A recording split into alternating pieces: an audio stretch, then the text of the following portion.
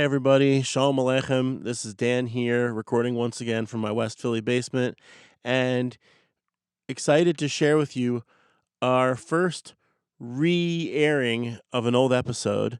This is our second episode ever.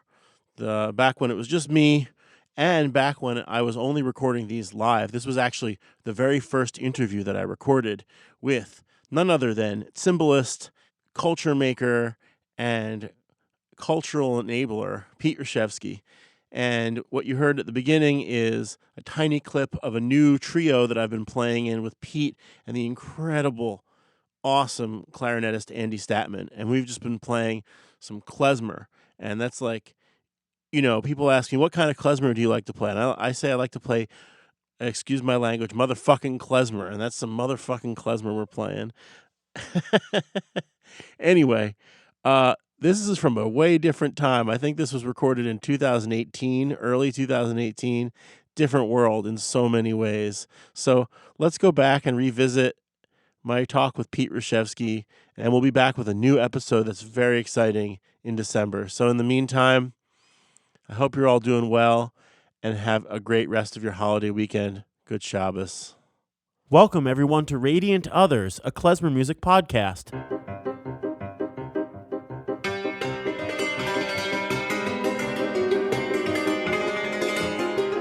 My name is Dan Blacksburg, and I'm excited to share the second episode of this podcast with you all.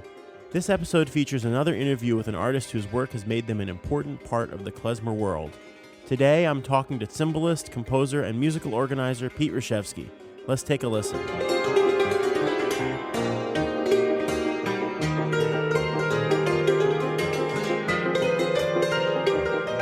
Before I introduce Pete, I want to take a moment to thank all of you who listened, downloaded, rated, and reviewed the first episode of the podcast featuring clarinetist Michael Winograd.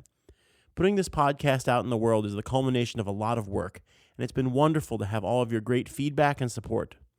I also want to welcome everyone who's listening for the first time. Thank you for tuning in. Today's interviewee is Pete Rushefsky. Pete is based in Brooklyn and works around New York and all over the world. I first became aware of Pete at some of my first klez camps in the early to mid-2000s.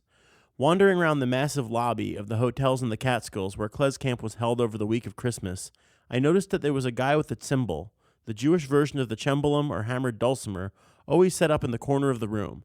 This guy would be standing over his cymbal, hammering away for hours, often deep into the night, playing solo or jamming with whoever walked over and joined him. That was Pete. Today, Pete is a leading performer, composer, and researcher of the cymbal. He's toured and recorded internationally with Itzhak Perlman as part of the Klezmer Conservatory Band and collaborates with a number of leading figures in the contemporary klezmer scene, including Stephen Greenman, Joel Rubin, Zhenya Lopatnik, Jake Schulmanman, and Karen Kleinman. He's performed everywhere from the Hollywood Bowl and Carnegie Hall to tiny clubs in Brooklyn and worked at just about every klezmer festival out there. Pete is also the executive director of the Center for Traditional Music and Dance, a nonprofit that works to preserve and present diverse immigrant music traditions from around the world, and a very important organization in recent klezmer history. He's also an instrumental part of Yiddish New York, serving on the organizing committee. Full disclosure, I also serve on the organizing committee. Pete is a tireless worker, a creative thinker, and a great player. I turn to Pete a lot these days whenever I need to talk out a grand idea or project, and he's always helped me dream big and get practical. Pete has a Wikipedia page, but not a dedicated website. So if you want to hear more of Pete, there's lots to check out on YouTube. And in honor of his work there, I recommend visiting Yiddish New York at www.yiddishnewyork.com, where you can check out the newly posted faculty and register for the 2017 program. Okay, I have just a few more items. I want to let you all know that I'm releasing my first klezmer trombone album on September 29th, 2017. It's also called Radiant Others, and to my knowledge, it's the first klezmer album to feature the trombone as a lead instrument. You can listen to the opening track and pre-order it at danblacksburg.bandcamp.com/album/radiantothers or through my website, danblacksburg.com.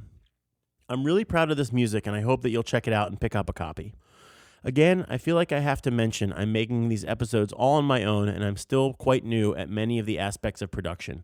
I hope that you'll forgive any lower quality moments in this episode. Lastly, this is still a baby podcast, and I really need all your help in spreading the word. please rate and review it in iTunes or wherever you listen to it. And please share it on Facebook, Twitter, or wherever you social media. And send me your questions and feedback at dan@danblacksburg.com. I'd love to hear from you. That does it for me. Let's hear from Pete Rushefsky.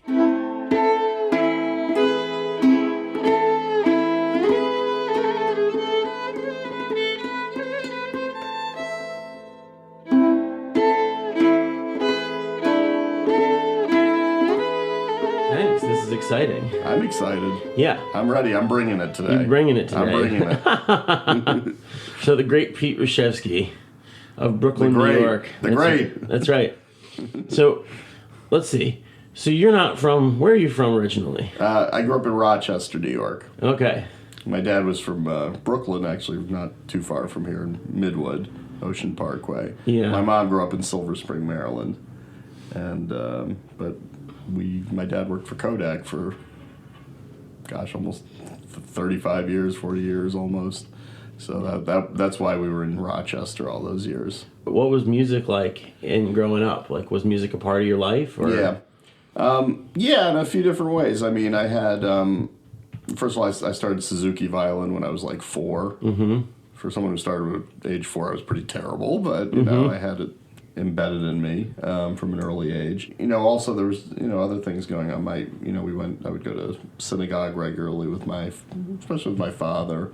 And we had a really good cantor, Sam Rosenbaum, who I didn't really know it at the time, but later on came to appreciate. I mean, he was like a big deal in the Cantors Assembly. He was like basically ran the Cantors Assembly for many, many years. Yeah. And he was a real champion for like old time chazonis, the old time cantorial nusach. Like you might hear from like Yossel Rosenblatt and Sirota and those guys. I mean, would he name check those guys, or was no? But just I later found out more about that's what he was doing. I mean, we kind of heard it every day, but I didn't really sort of have that appreciation for like what he was trying to do. And he wasn't saying like, "Here's my concert, and I'm singing the Hashki Venu by so and so." No, nothing like it. He did that kind of stuff. We didn't really go to the concerts, but we just we would hear him every week. Yeah. And then I took bar mitzvah lessons from him, so got real appreciation for cantorial music through that. My grandparents were from now it's Belarus. I mean, they would have said Poland or Russia. Right. It was my father's parents, so we would come down to Brooklyn, a few times a year and be hearing, sitting around the dinner table singing, Yiddish folk songs and, Yiddish theater tunes and things like that, and hearing stories after story about the old country, coming to America and this and that. That's awesome. So Yiddish music was like always in there. Yeah. And that was just something that you felt was like a natural part of your family life. Yeah, especially through my grandparents, and I just love to hear all those stories time after time. And often, our jokes were often the punchline was in Yiddish, so you wouldn't understand that part, but the rest of it you could kind of make out. Remembering just, the little children's ditties like Shola Belechem Breeder Mushki Gay and Marked Kefa Kushki. Yeah. That would always be followed by a cheek pinch or something like that. That makes sense. So you had to kind of cover your cheeks, really quick because awesome. Grandfather was on the prowl. So it sounds like Jewish music was sort of your main musical reference point as a kid in your family, or is that not? Well, it was sort of in there. I don't know if I would say. I mean, I grew up, listening to rock and roll and stuff like that, of course. And but that was on your own, or was that through your parents too? No, I'm mainly on my own. Although, my mother, she's a dancer, and she would teach dance classes at the JCC and choreograph shows for the JCC. Like Broadway shows coming, like Dames at Sea and the Fantastics and things like that. But I would also, every time she had a birthday, I mean, what I would do is I would buy her like an album that I wanted to get. So I remember getting her Hall & Oates. You like Hall & Oates, right? They're from Philadelphia. Yeah, you gotta love them. All right. And then I remember getting her like Michael Jackson's Thriller and Toto or something like that. Something like that. How old were you then? Like in your early teens or even younger?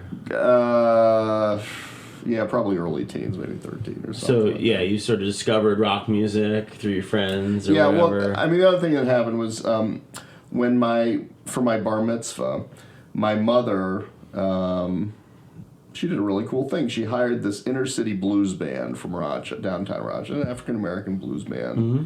Joe Beard and the Blues Unit. Actually, I don't know if it was Joe Beard and the Blues. Joe Beard was kind of the most famous blues guy in Rochester. It wasn't Joe Beard and the Blues Unit, but it was a band from the inner city. And the night before my bar mitzvah, they played in the basement. And I remember not too many people were down there, but I was down there. My uncle's a nice blues guitarist, so he was down there. And I remember my uncle Harry sitting in with the band, and that was sort of like mind blowing to me. You know, Yeah. it was sort of actually may have been my first mind blowing musical experience. Awesome. Uncle Harry sitting in with this inner city blues band down in my basement. So it wasn't in the synagogue's basement? No, it was the basement of our house. The basement of your house? Yeah, in the basement of our house. Yeah. Whoa! Your mom hired a band It to was play great. in the basement of your house. None of the guests were down there except as best I can recall, me and my uncle. You know. Wait, so there was a dinner party going on. Yeah, everybody was And upstairs. so how many people were there? Like 30 people or 40 Maybe people or something maybe like 30 that? or something. Okay, like that. and then there's a blues band. Maybe there was 40. Like a professional band. Yeah. How big was it? Was it like a 6-piece band? No, maybe a 4-piece. We didn't have a huge basement. Well, I know, Just that's big what enough to have something like That's that. amazing. Maybe a 4-piece, 5-piece. But I remember they had a guitarist, blues guitarist, and I remember my Uncle Harry sitting in with them, and it just kind of blew my mind. So that was the first time I got really kind of enraptured by music. There were other times I remember playing some excerpts from Appalachian Spring or something like that, and school orchestra or some hoedown number, and really liking that in a way that was very different than when we were playing Mozart or something else. But it was that moment where I remember with Uncle Harry down in the basement the night before my bar mitzvah that really kind of turned me on to traditional music, and You were really into this blues thing. yeah, This is like seriously 13 on. Yeah. I mean, at age 13, I remember I made a guitar. I made a tin can guitar. I made a few of these because I didn't have a guitar. So I took fishing line and a big board and put a tin can in it and stretched the line across a couple strings across the tin can, and would be strumming that for hours and hours in my room. And I would even hook up a earphone to it and tape the earphone on and plug it into the microphone thing of the stereo and electrify it. Right, because the headphone can kind of work as a microphone sometimes. That's right. How did you know how to do any of that stuff?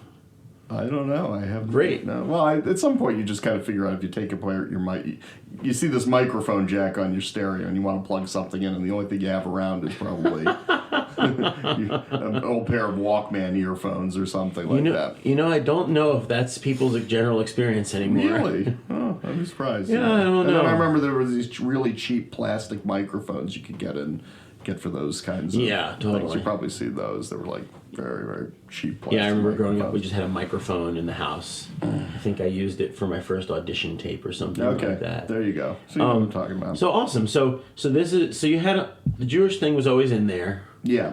The Yiddish thing was always in there. Yeah. But then you found music. Yeah. And now, where are we up to? Like late teens? Yeah, so I was heavily into traditional music. So I went, away to college. I went to Cornell, and when I was living in Ithaca, there was a really great British fingerstyle guitarist there, Martin Simpson. He's now one of the top dudes in the fingerstyle guitar world of England. He's very well known in England now, pretty well known. He was wonderful. So I used to see him, so I could sort of see, I can take the stuff I'm learning on blues with my guitar and apply it to this completely different traditional music. British Isles music, Irish and English, and there's a lot of people doing that kind of stuff with alternate guitar tunings and things like that. So I got into doing that, and But you weren't in school for music, were you? No. I was like math, economics. I was studying stuff Got like it. that. I never conceived of that you could actually make a career of what I was doing. How smart. It wasn't even conceived of at the time. What an idea. Well, I didn't know what to me the only thing you could either be a rock guitar, you could either be in a rock band, or you could be an orchestral musician. I didn't really kind of understand that there was all these other sort of niches for musicians to fill. and things like that. You know. That's awesome. So you never thought, I'm going to go out there and be a musician? No, never really wanted to either. I mean, never. Okay. I was a folk Good. musician, so for me the big thrill was just sitting around with a bunch of people and playing guitar, or else That makes a lot of later I got sense. into banjo. I was playing banjo. Right. Now, I think when I met you, it was slightly after that. You were playing cymbalum, but definitely it seemed like all you wanted was to be surrounded by people playing music. Well, that's no different than today, to tell you the truth. I mean, that hasn't really changed. But you know what? I mean, at the time, I wasn't really hearing anything like, in terms of klezmer, that was, to me, inspiring at all. I mean, the only things I would hear, like, probably Klezmer Conservatory Band or Georg Feidman. You would have heard that stuff. Well, I remember we had Georg Feidman albums at home. Okay. And or Fiddler on the Roof, and it just, none of it inspired me. And it was also none of it was like string music. I was like a string musician. Sure, you know? sure. I was getting into like guitar, banjo. I liked the way like fiddles and banjos sounded together. Mm-hmm. And so I wasn't hearing anything that had that kind of sound or that I could really, get into with what do it. So it was later, I guess at the end of college. Actually, there's a Philadelphia connection. I was dating a woman whose father was a klezmer clarinetist in Philadelphia. Whoa. Yeah. was that? Marty Millison. Okay. It was a nice klezmer clarinet. He had this band Klezmore for a while. And I've never heard of him. I got to check that out. Yeah, Marty was good. And so my first klezmer gig was actually playing with Marty on a gig. He was playing my guitar with Marty. And that was the first time I was sort of exposed When was to that? This would have been like 1992 or something like that. Mm-hmm. Something like that, 92, 93. And then maybe I played some guitar, maybe I played some banjo with him. I can't really remember. And then it was soon after that I heard Andy and Zev's album.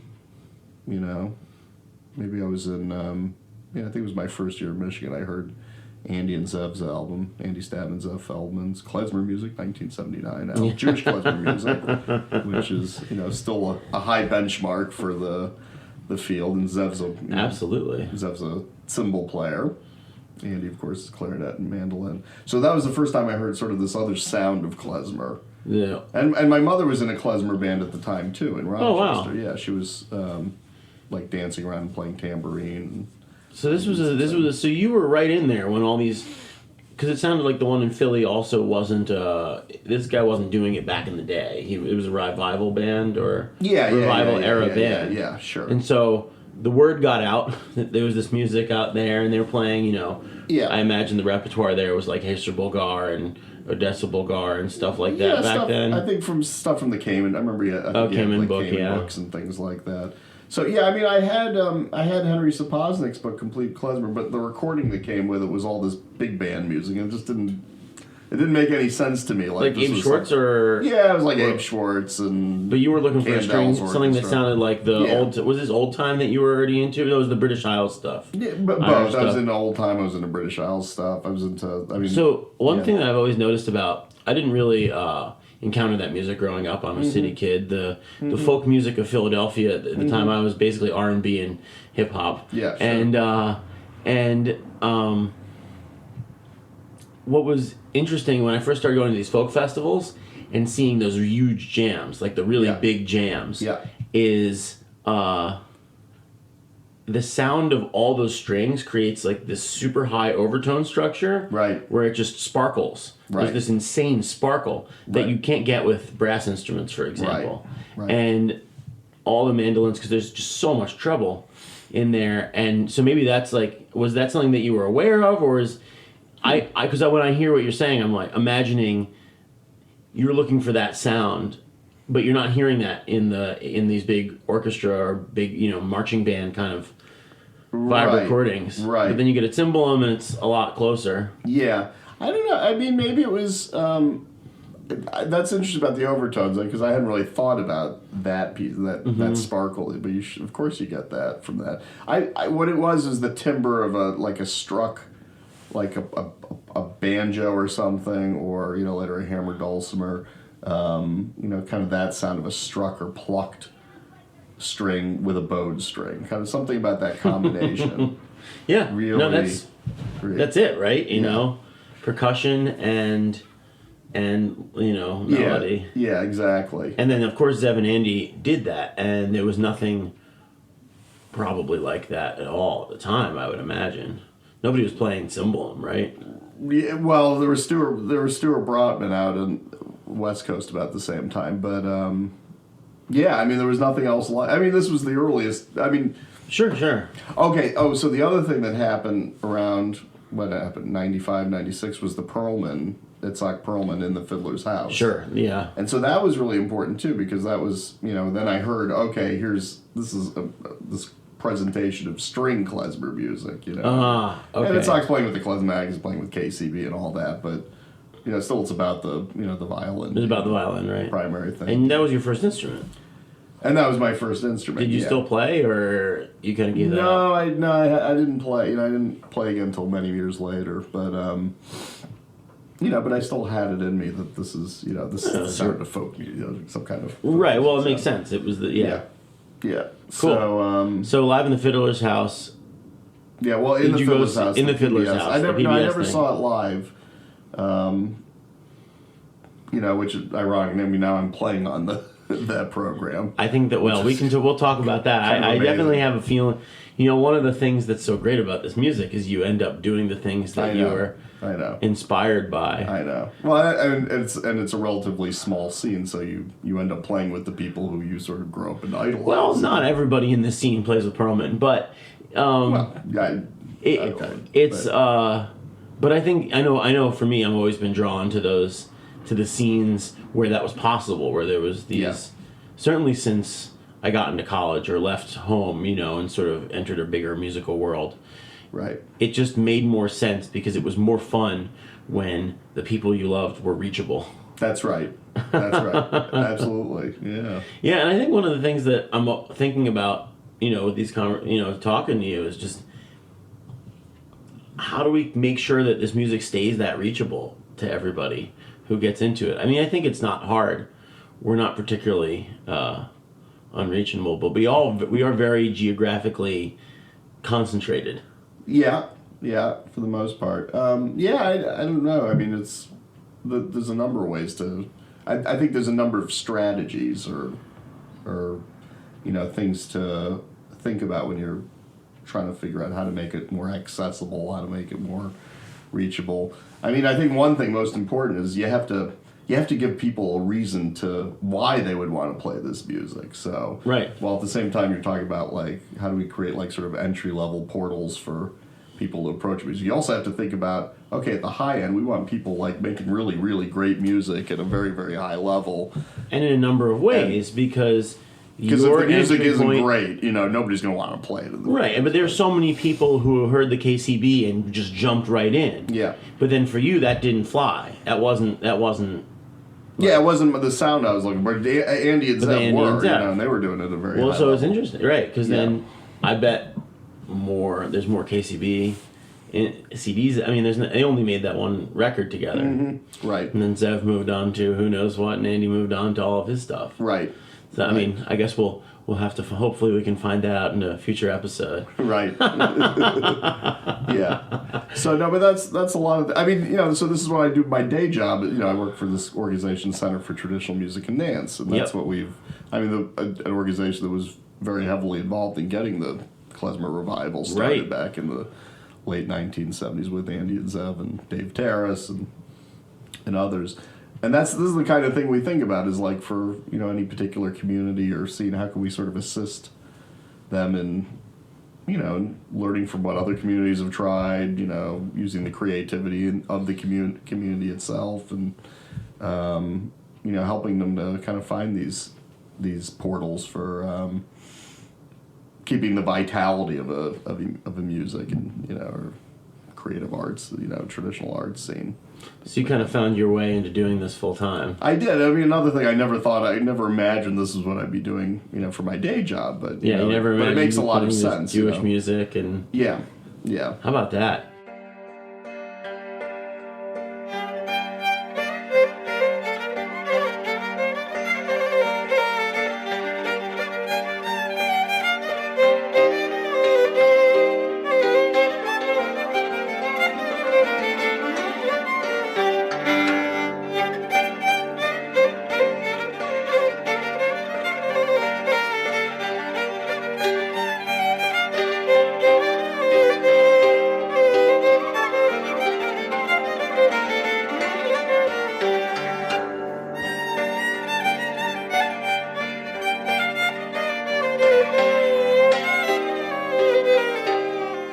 But I think what I was trying to think about was the difference between me, who kind of came to klezmer very quickly, and you, who sort of came to it over a period. You know, you started playing cymbal, 6, 7 years after you first started playing klezmer music? Yeah, probably. Now it's your main instrument. Yeah. So when did you decide to switch over? I was living in Buffalo, and I had these 2 beautiful banjos stolen off my porch. Oh, wow. And it was the best thing, in hindsight, it was probably the best thing that ever happened to me, because it forced me to just play cymbal. How about that? All the time. I was living in Syracuse at the time, actually. Yeah. So what was it? So you started playing cymbalum full time in when? Like 2000, early 2000s when, your banjos got stolen? Yeah. Well, I think a few things happened. I remember at some point I moved to... I was living in Buffalo, and I remember going to a workshop that Joel Rubin was doing at Syracuse University, and I remember I walk into the workshop with my cymbal in a case, and he says... And Joel says, "What's that, a keyboard?" I said, "No, it's cymbal." Oh. Joel was impressed. So Joel's a dear friend. He's a wonderful klezmer clarinetist, one of the pioneers of the Totally. You guys have worked together for a long time. Yeah. So what happened, I guess, so I was in Buffalo playing my cymbal, and at one point Steve Green, and I would be playing a little bit, mainly banjo, but a couple cymbal numbers in this klezmer band in Rochester. The 12, whatever. 12 Corners Klezmer Band. And then at some point, Steve Greenman called me to help him he had a grant to do a workshop down in Cleveland I think it was at the Case Western Hill Ale. And you guys had met at Klez Camp or something? Yeah, and I met Steve, for a few years. So you were at this point, you were the young punks. Oh, yeah. And you were... I wasn't even a punk. I was just a young... Well, I mean, I wasn't a punk either. I'm just using your word. But, like, so you guys were starting to get your own gigs and figure some stuff out. Who's that? You and Steve. Oh, no. Well, Steve was well established. I mean, okay, so the other thing that was happening in the background around the mid-'90s, I mean, there was the Perlman thing. But that's when Budowitz got going. So this was Steve and Walt Mahovlich and Josh Horowitz created this band.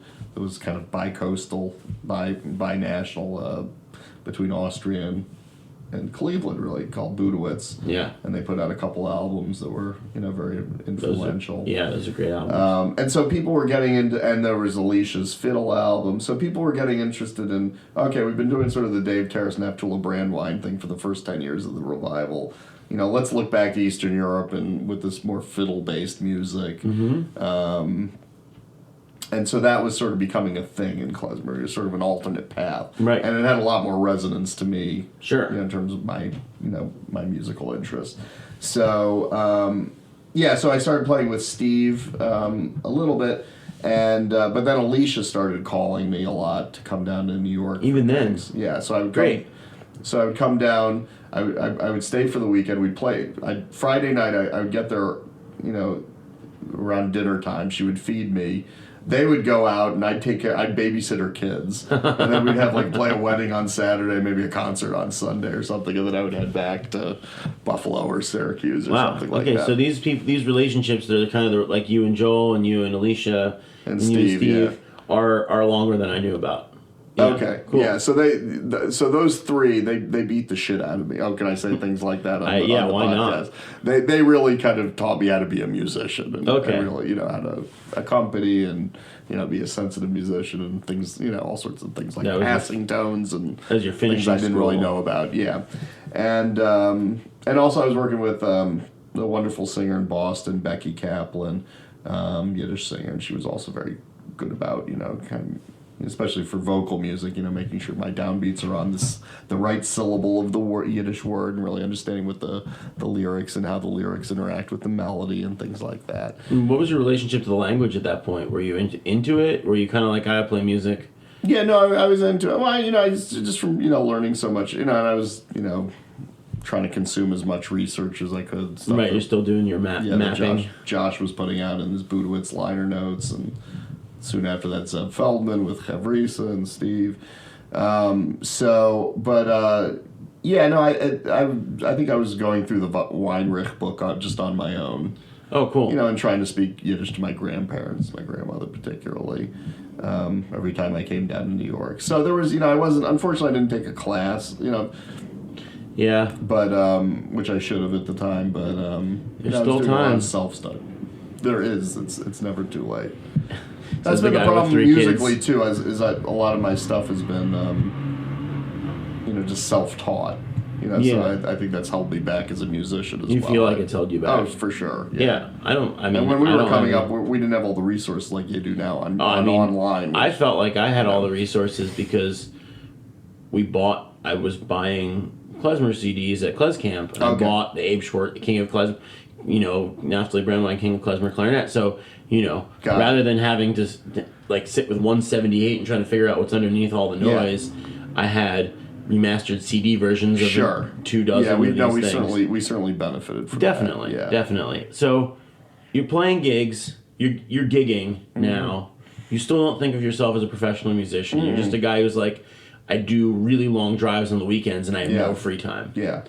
Yeah. That was the and I was just obsessed by the music, and I loved it. And and then Joel came to Cornell, and he was there doing a postdoc, and so I would go visit him twice a week, and we would we're putting programs together that eventually became his Midnight Prayer album. Yeah, it's a great album. That was material we worked on for about 6, 7, 8 years together. It was great. It was a great learning experience. And I remember he showed me these pieces from the Baragovsky, Moshe Baragovsky, who was a very important Ukrainian Jewish ethnomusicologist who worked between the 1920s and to the early 50s to really, document klezmer music when nobody else really was in Eastern Europe.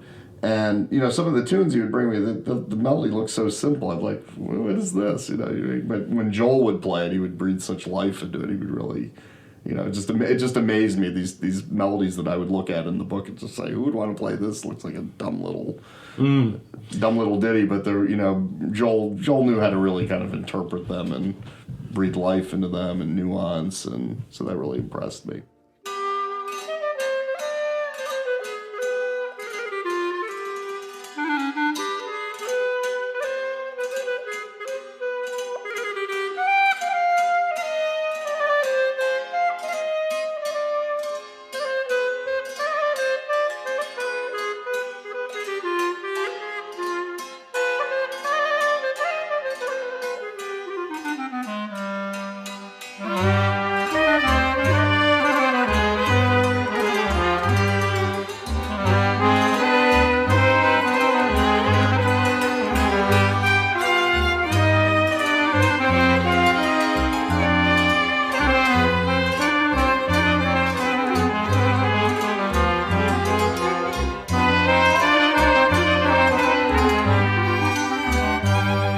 What did you think your thing was? Did you feel like you had a thing, or were you just, I'm going to play with these people because this is totally enough? Yeah, there were a couple things. So when I was doing banjo, I sort of created a whole, 5-string banjo is not a thing in klezmer, so I created a whole method for it. I wrote a book on it. And, no, really? Oh, yeah. Where's that?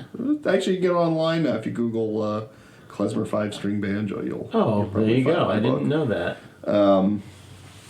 So, I'd gone through that.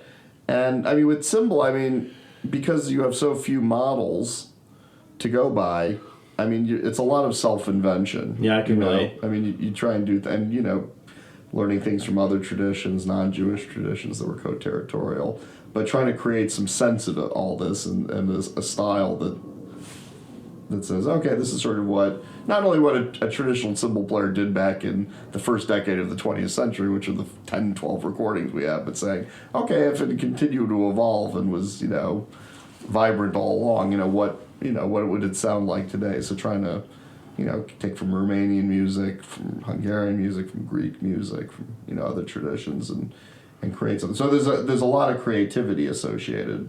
Yeah, I think that there's associated with it. I've always felt like we were creating this old tradition. Yeah. Out of or recreating, but Yeah. it definitely is not the same as what it was. Yeah. We're reimagining in a way. You have to. We had to. Yeah. You know, if you were in Irish music, you wouldn't have to, and they might not let you. You know, somebody's gonna be like, "Well, that's not right," and you can go off and do something that people will understand to be not traditional. Guess what? In Irish music, it's the same thing going on. And, you know, just about any music where I don't know. I just feel like there's some clear distinctions, and I could totally be wrong about this, but it seems to me that there's clear distinctions between. Where it's like easier to know where things came from. You know, I was actually sitting in an Irish session a couple of weeks ago playing trombone of all things, but and they were talking about, oh, I learned this tune, and that was from this guy, and then his father, and blah blah blah, and I'm like, oh, that's what an unbroken tradition sounds like, you know, because they're just. The dude was from Ireland, and he knew a guy who knew a guy who was related to this person, and it was just a clear, like, step-by-step trace back, as opposed to us, where you have to, like, not only time warp, but you have to imagine things that didn't actually happen. There's no doubt. I mean, we don't have. There's no country of Yiddish land that has existed. And there's no like mid '60s cymbalum style that you could go back to and reject. But you have to remember with Irish music. I mean, this idea of instruments, different instruments playing together. Oh yeah, is a very new idea. No, totally. And that didn't happen before, say, the chieftains. Right. I just started learning about that, it used to be two fiddles or two bagpipes or whatever. That was the band, Yeah. No, there you go. So I think there's a story. I mean, every tradition is going to have their own story, right? So so you were always aware that you were supposed to contribute and you were supposed to like make something of your own. As I got interested in Celtic musics and things like that, sort of the supremacy of melody. Mm-hmm. I like the melody being sort of the supreme thing rather than like it's sort of been a rhythm. Back in blues, you're sort of playing over a riff or a particular rhythmic structure or harmonic structure, whereas it's the supremacy of the melody, and I like that in klezmer too, and that's one of the attractions with sort of these older European forms of klezmer that were more violin led, more baroque. There's a real supremacy of melody. Yeah. And and I also saw a lot of connections of that with other parts of Irish music. Like there's this whole tradition. This O'Carolan, Turlough O'Carolan was a blind Irish harper back in the 17th century who would go around Ireland and compose pieces, and they had a lot of they were sort of a hybrid between Irish traditional music and Baroque music, and I love that music, and I was playing that on banjo and guitar, and I saw the same thing happening in klezmer of the 19th century of these Baroque, sort of this fusion of Baroque and Jewish traditional music. And so I got more interested in sort of exploring that, and because the canon is so limited, you sort of have to start composing things to keep yourself interested in it. Yeah. And and it's a really rewarding thing when you have pieces that you can perform in public that you've written, and sometimes if you get lucky, other people get inspired to play your music and things like that. So that's always been part of the attraction. Yeah. What's your first record that you made or CD? Well, I made. This is after the 12 Quarters Klezmer Band kind of CD, but my first one was with Ellie Rosenblatt. So Ellie's now living in Israel. He's a wonderful klezmer violinist who I kind of grew up with at Klez Canada from Montreal.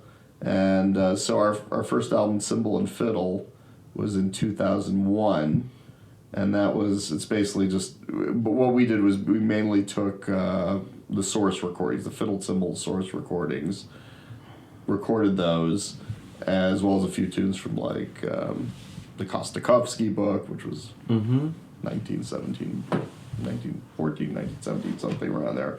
New York publication of klezmer of the time. And some other sources. Was that book publicly published? This was a question we just had yesterday. Kostakovsky? Yeah. Oh, yeah. Well, back in the day, yeah. It was something that... Because I didn't know whether it was just a wedding book that was for the band. Oh, no, that was a publication. Oh, okay, got it. Yeah. So this was a general, like the Kamen book. Oh, yeah. Okay, cool. Yeah. Good to know. Yeah. So I think what's just interesting for me to notice is that you immediately had... you were playing with the klezmer band in your town, but it seems like the people who you really connected to were all over the place. Yeah. But then you were able to work together enough and develop your music enough Right. that you could do something with Right. it. Well, it was just weird. Like here I am playing cymbal for like 2-3 years, and I'm getting called by Alicia Spiegels to come down to play with. I mean, Alicia Spiegels wants to play with me. Sure. Why? I barely Good know. question. I barely know where my E flat is on this instrument. But that really kicked me in the tuchus to really There you go. to The young upstart Get it of your up day quickly. of the Well, late it's just 90s. like, why? I mean, it was just kind of seemed incredible to me. But I mean, I just had the luck of sort of being the only person who was playing really seriously playing this instrument on the East Coast at the time. I think that's a very similar story to me. Yeah. So now you live in New York. You got a couple kids, and you're the macher, right? You're in charge of everything. Everybody comes to you when they want something. Well, that's not what it feels. It feels the opposite, but hopefully I have things to offer my friends when they ask. I don't know. But yeah, so I started working for Center for Traditional Music and Dance in 2006. And you had never worked for a nonprofit arts organization before. Never for an arts organ. No, I was working in healthcare. But you were management. Yeah, I said. was doing executive. How did they? management. I mean, obviously your credentials are, as a performer, and your involvement as a, sort of participant in the scene was. Yeah. But that's an interesting transition. That's not a transition. It's joining the circus. Uh-huh. Well, I think first of all they wanted someone who could run an organization. So we had Ethel Rame, Ethel Rame was the co-founder of CTMD, and she was there, and is the artistic director. And so I had this wonderful experience. I got 10 years of being trained. Ethel just retired recently. Oh, okay. But she's still very much involved in the organization. Yeah, I can't really imagine her. Nah, no other way. We wouldn't let her. So I had, a wonderful experience being able to work, from Ethel was one of these pioneers in public sector folk arts. Right. In the U.S. That's for a wonderful 10 years, term, yeah. And really learn a lot from Ethel and, a lot of other people around the organization. But, they really wanted someone when I came in who knew about running organizations. They wanted someone who had that experience. And who had, I think the other thing I brought was because I'd grown up in this klezmer revival, or revitalization, whatever you want to call it. Yeah. I had sort of a toolbox I understood sort of what the infrastructure is that needs to be in place to revive a music culture Or to keep it going. or wider culture. Or what is that? Okay, let's get into that. So what is the toolbox that is necessary for a healthy folk culture? Well, I shouldn't say the toolbox, but I had a toolbox, and I understood you needed a toolbox. So what are yeah, right. And think about things systemically, So what are the systems that need to be placed, and what are the tricks of the trade? Okay. Well, this could be a dialogue, because I think you'll have as many ideas as I will on this. But I may have some ideas. I'm sure you will. So, but the first thing, you need great music at the top. There you go. You need great musicians making great music, making it very creatively and very rooted in the tradition, but also contemporizing it. At the same way, in a way that has like a lot of fidelity to the tradition. So that's the first. Because if you don't have that, then it's not even worth even trying any of this stuff. You need great people making great music. Right. You need to kind of. I mean, I don't know. I think the things I love about klezmer and Yiddish is that we've really connected it to a much wider cultural revival. So you have all that. You have a lot of institutions. Organizations such as the Workmen's Circle, such as the Folksbeat Yiddish Theater, such as YIVO, the YIVO Institute, Center for Jewish History, right. Eldridge Street. So you have sort of an infrastructure of institutions. Center for Traditional Music and Dance is part of that. So all of that's in New York City. Well, not all. You have Klez Canada's. Klez Canada, yeah. You had Living Traditions in Klez Cam. And then you have all the overseas stuff that is has been started up, right. Summer Weimar to, the festivals and going on in Moscow and things. So you have an infrastructure, you have a network. I mean, these kinds of networks are easier to navigate because you got the internet, you got Facebook. So Sure. I mean, all our buddies are living in Berlin and Yeah, we know what they're up to now. Kharkiv, Ukraine, and Israel, and we know what they had for breakfast. Yeah, yesterday. you don't have to say, "Oh, I wonder what music they're playing." Exactly, It's we know they're posting their videos. So okay, so you got a network like of and connection to a wider culture. Yeah. And then you need sort of portals for people to get into I think to enter the tradition in different ways. And this varies on tradition to tradition. I mean, for us, we have, instrumentally, if you grew up playing band instruments, I see you as probably someone who came, you were probably playing in bands in high school, right? Wind bands and things band, like orchestra, jazz band. I'd say jazz band was probably the driving. Right. So you had the tools to enter the... Oh yeah, I've been learning by ear since I was 12. Yeah.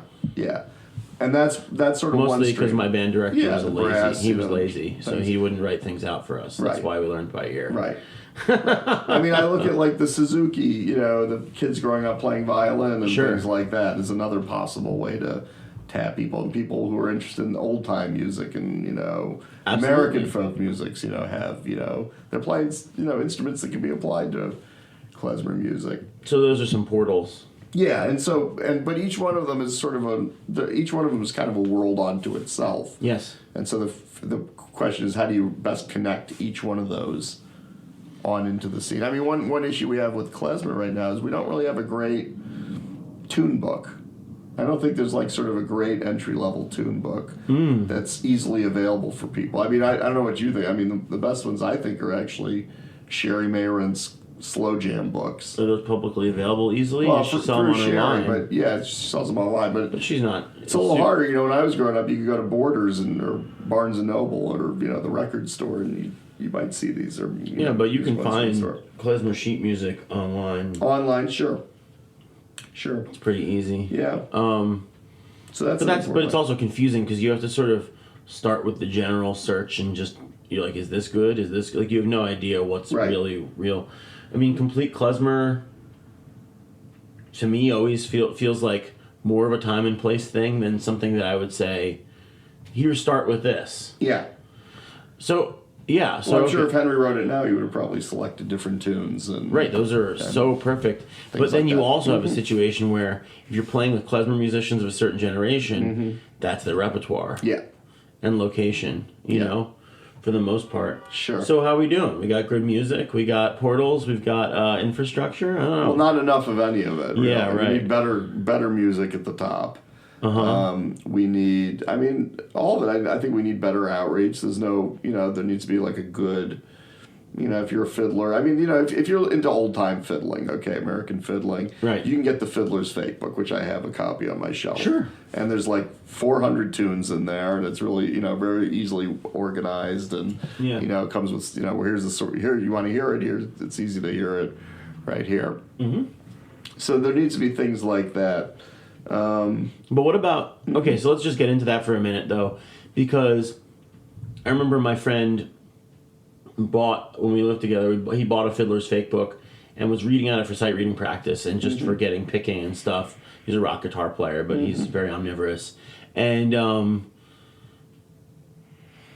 it always felt to me like getting from the page, and I guess I don't really have a great perspective on this because I already had been playing klezmer for so long that I had a good sense of how to get from the page to a folk music. But I always felt like the page was a little bit better represented. Like the ultimate product of what it's supposed to sound like was a little bit better represented on the page than klezmer is. Because klezmer is sort of pretty poorly represented in written music, right? Yeah, well, it's a different kind of... one of the challenges with klezmer is klezmer was a professionalized music. It was never a folk music. Well... Parts of it...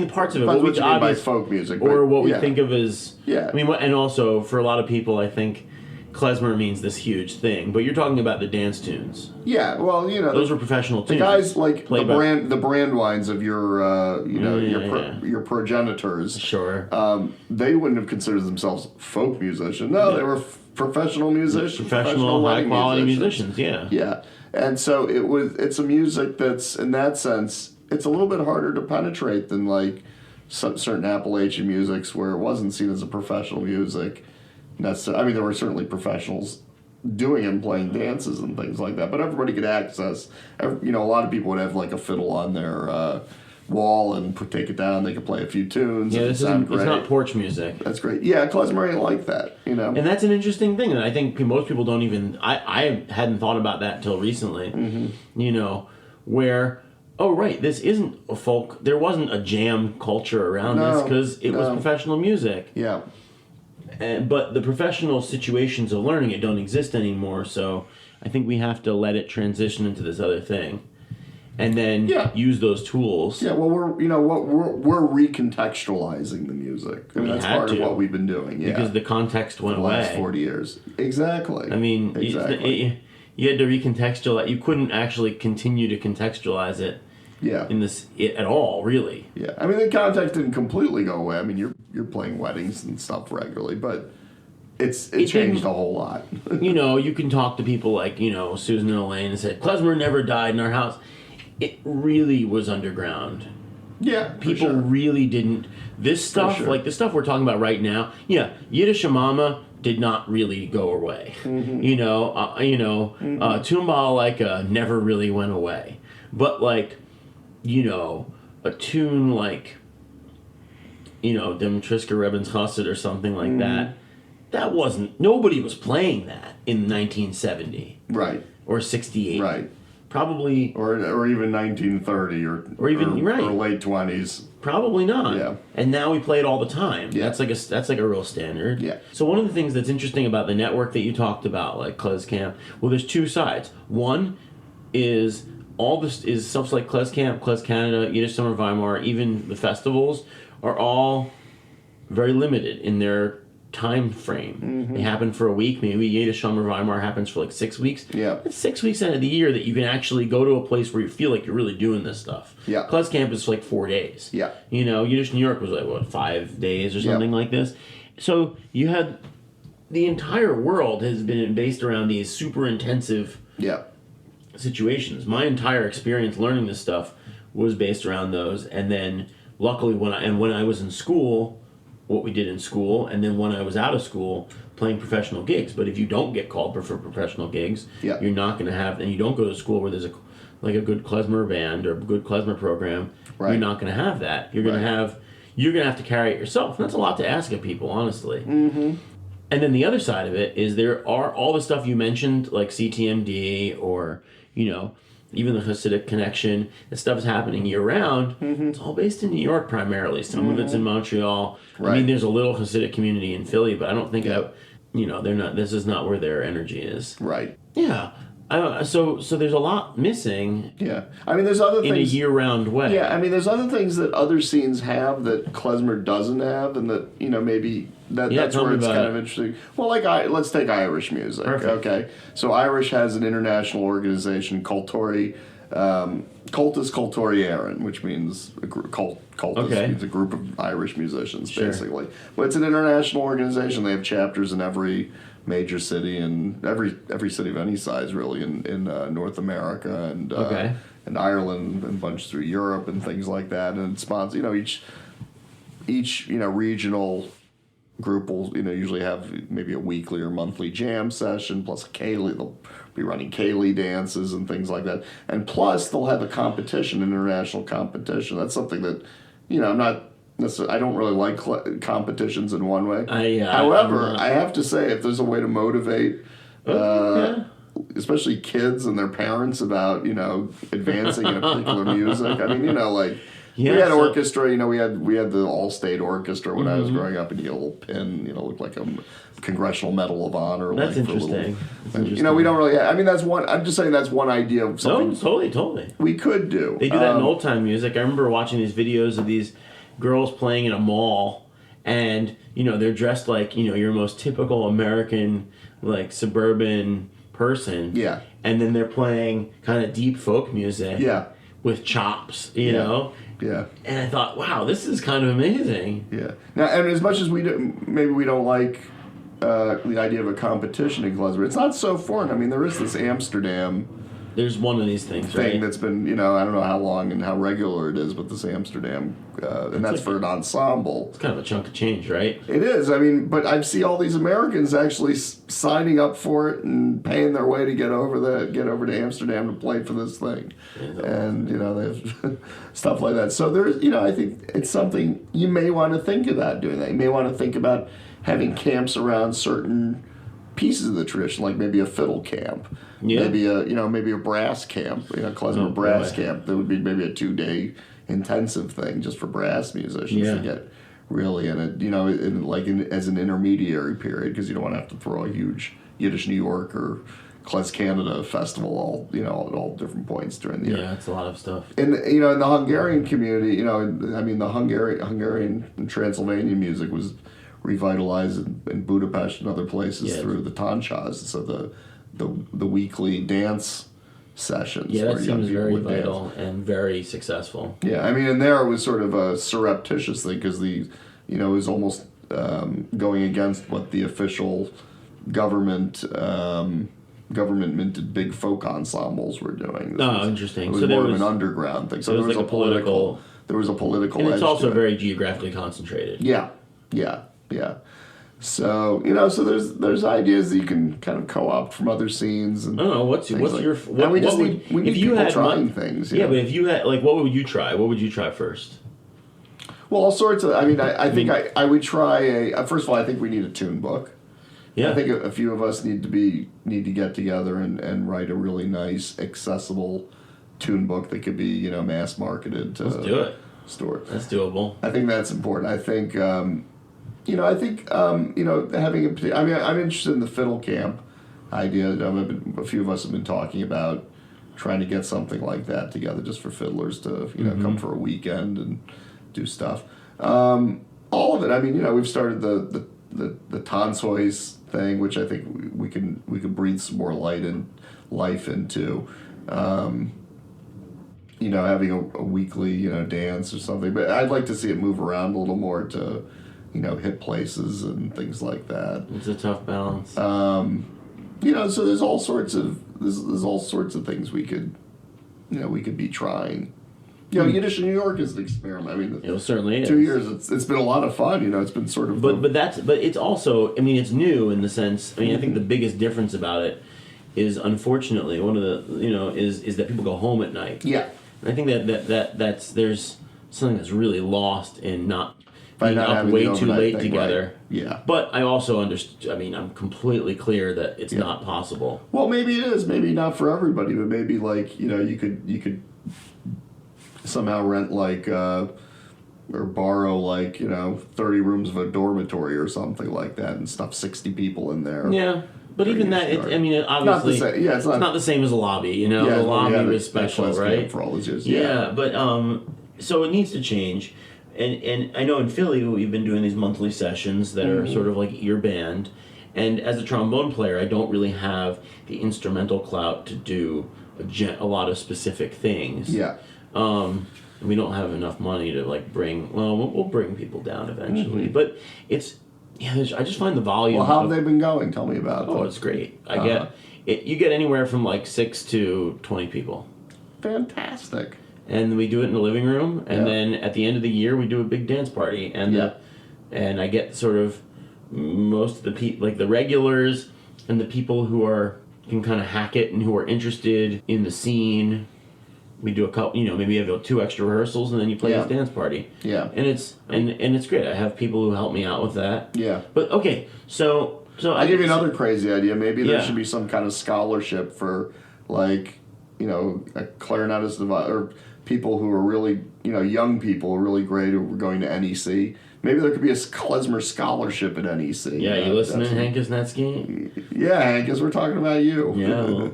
No, I'm sure Hank is thinking about these things. Yeah, of course. I know he's talking about. NEC has been one of the main, places where we've gotten a flow of great young musicians. And I think one of the things that's come out of NEC is that you come out with high-level, creative, professional class people. With professional high levels of professional training, and that's where you get all the people who come out of that. But talking about the string traditions or this other kind of the recontextualizing it as really as folk music or as like, parlor music or porch music or stuff that you can, one of the things I was so struck by in the Irish session was everybody was facing each other and there was a master tune list and you passed it around and everybody called a tune. And there was a master tune list, really? Well, it was a band. It wasn't a traditional Irish dance session. It was really like a ballad session, apparently. But like, oh, okay. You mean they were singing? Yeah. Oh, okay. Because it's a band. It's a band that just has a session every week. Okay. But people come in and play, and they play the repertoire of the band, which is large, and a lot of it's traditional. Yeah. But you can also call the dude's original tunes on the list. But so it's like there's a piece of paper, and you say, I want to play that one. Yeah. And then everybody gets a chance to call one, and I thought that was really cool. That's cool. But the thing about everybody facing each other, you don't do that when you're playing, because I've never played a formalized non-instrumental or only instrumental klezmer jam. It's always been with dancing and stuff like that, and it's like, wait a minute. So it's gonna formal like going to a bar, like a Tanzhuis. Yeah. You can't look at each other. You got to be looking at the dancers. Yeah. But this was just for the musicians, and I think it was a really interesting way to think about developing repertoire. Okay. So well, but isn't that just a regular jam session where you're all in a circle? Which you're right, doesn't happen too often in klezmer to begin with. Exactly. Yeah. So that's I guess that was what struck me about it, was that it didn't happen that often to begin with, and even in jazz jams, it's not really like that. It's not so intimate. It's like because you have like the rhythm section and the horn section. Yeah. You're usually still playing outwards to an audience. Yeah. At least in my experience. Another thing that's hard with klezmer is I think there's more of a separation. I have to think about this than in Irish music. In Irish music, basically everybody is a melody instrument except for the boron, the drum player. Right. No, that's not true because you do Guitar. have guitars. You do have guitars and bouzouki. But the particular style is not particularly. But most people show up to the jam session should be able to. They're playing most of them are playing a melody instrument, whereas klezmer not always, or if I get like so all right. So at Yiddish New York, we had these jam sessions where, we had a guy come in with I think he was playing tenor sax or something like that. And then 2 accordions and a drummer, and nobody was really there to play melody. Yeah, right. So you need more people. Yeah, so it's a little bit. So we need more melody players. Yeah, it's I don't know. Maybe jazz sessions are a better. Maybe, or we need to model. figure out more kind of like genres. I mean, I think that's what's interesting. Well, the way that I do the minor, we learn everything by ear, so the accompaniment comes last, and everybody learns the melody first, and everybody's playing the melody, and it works kind of, but you kind of need all the parts, though. Yeah. I mean, it is dance music, so... Yeah. And, of course, we're only talking about one small part of, like, the whole Yiddish music world here. Of course. We're just such klezmer heads. Yes. I'm totally into it, though. We're 2 of the biggest klezmer heads around. Well, I mean, we're not alone, but I'm totally into it. I think it's just really interesting to see, like, what we need right now. We got to figure it out, because it's not going to keep going unless we keep going with it. I don't know. Yeah. I don't think it'll keep going on its own. I mean, I'm not saying you and me. I'm just saying everybody who is... It's not something we can take for granted. No. And I'm sure none of these traditions are.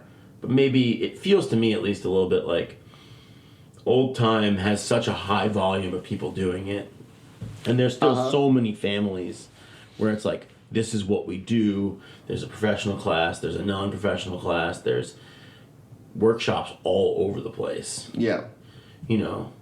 And we get like 3 a year in North America, 2, unless you're in one of the few places that has sort of a hyper-local one.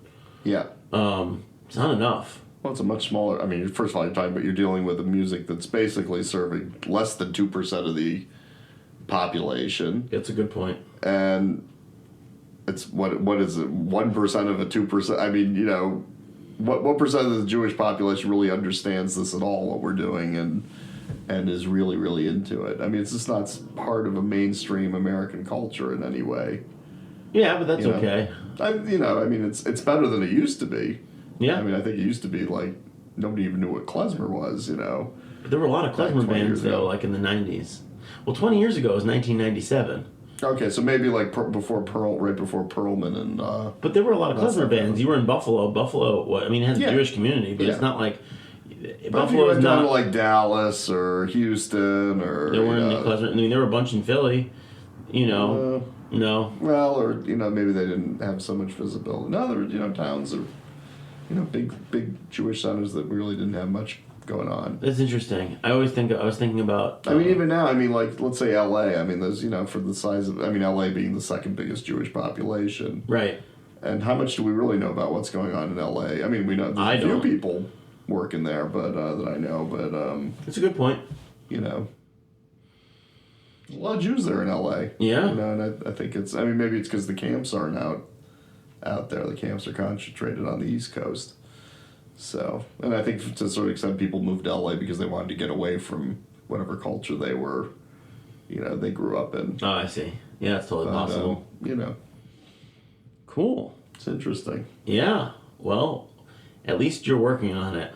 Well, we both are. We both are. and many of our friends are. That's right. Yeah. Cool. What do you think? I think that we maybe did this. Did we do it? I think we did it. Oh, should we do Tons of Freilich now? Let's do that. Yeah, why not? Let's play some music. Oh, okay.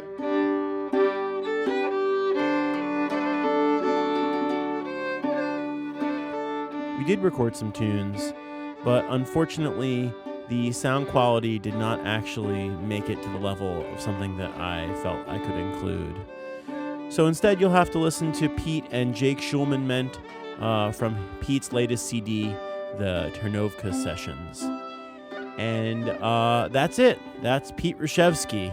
I think I learned a lot from him and a lot about him that I didn't know, and it's really exciting for me to learn more about these people who I've known and played music with for years. He's got a lot of great ideas, and he's got a lot of great stories.